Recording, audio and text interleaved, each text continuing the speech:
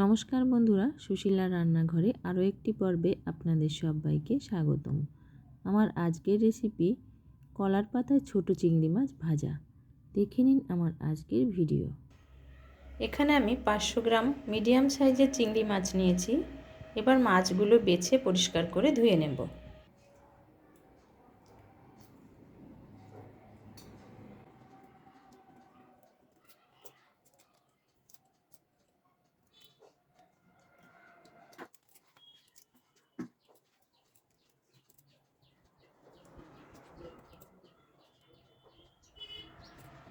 চিংড়ি মাছটা আমি বেছে ধুয়ে পরিষ্কার করে নিয়েছি। এবার মশলাগুলো রেডি করব। এখানে আমি একটা নারকেলের অর্ধেকটা কুড়িয়ে নিয়েছি। এবার নারকেলটা খুব মিহি করে বেটে নেব।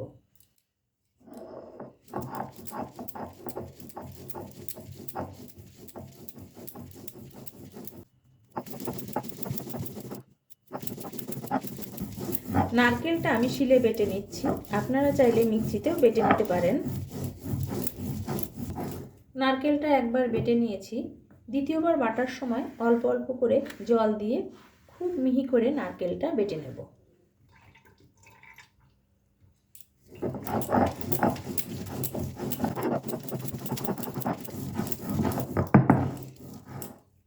নারকেলটা বাটা হয়ে গেছে। এবার নারকেলটা চিংড়ি মাছের মধ্যে তুলে নেব।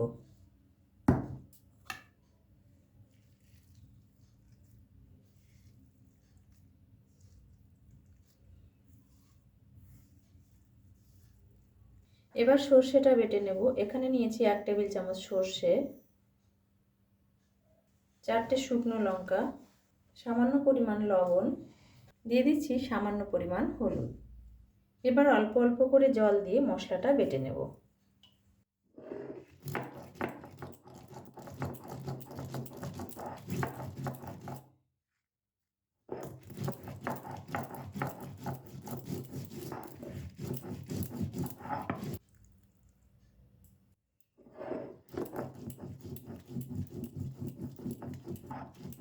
সর্ষেটাও বেটে নিয়েছি। এবার এটা নারকেল চিংড়ির মধ্যে তুলে নেব।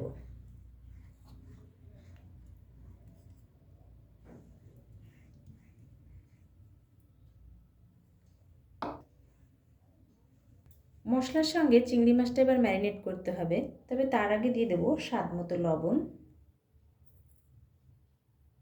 দিয়ে দিচ্ছি আধা টেবিল চামচের একটু কম হলুদ, আর দিয়ে দেব 3 টেবিল চামচ সর্ষের তেল। এই রান্নাটিতে অবশ্যই সর্ষের তেল ব্যবহার করতে হবে। এবার 1 থেকে 2 মিনিট খুব ভালো করে ম্যারিনেট করব।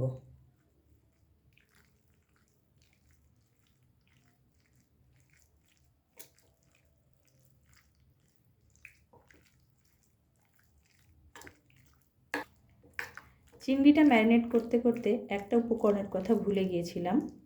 এর মধ্যে সামান্য পরিমাণ চিনি দিতে হবে। যেহেতু সর্ষে দিয়েছি, একটু তেতো ভাব থাকতে পারে, সেজন্য সামান্য পরিমাণ চিনি দিয়ে দিলাম। আবারও খুব ভালো করে ম্যারিনেট করতে হবে।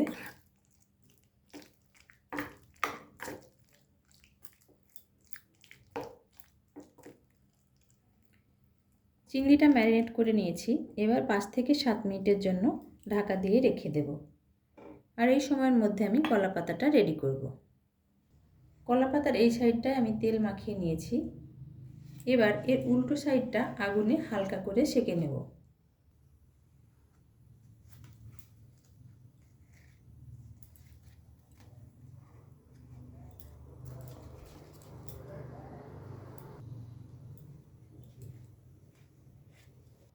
কলা পাতাটা হালকা করে সেঁকে নিয়েছি।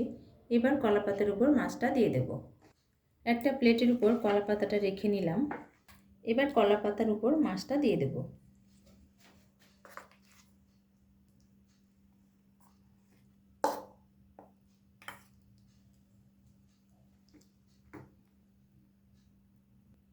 আমি এর মধ্যে এক্সট্রা কোনো জল ব্যবহার করব না।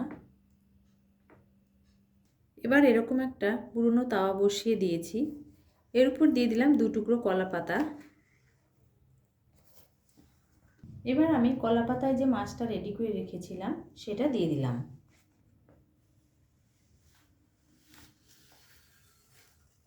প্রথমে গ্যাসটাকে মিডিয়াম টু হাই ফ্লেমে রেখে একটা ঢাকনা দিয়ে ঢেকে 5 মিনিট রান্না করব।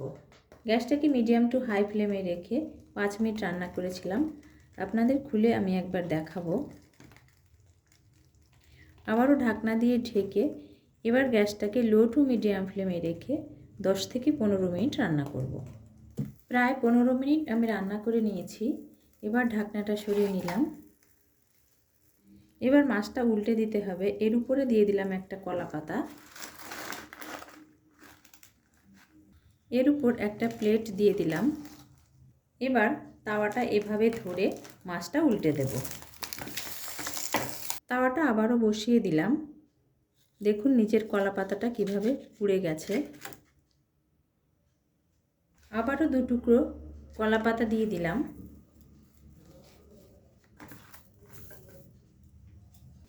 এবার মাছটা দিয়ে দেব।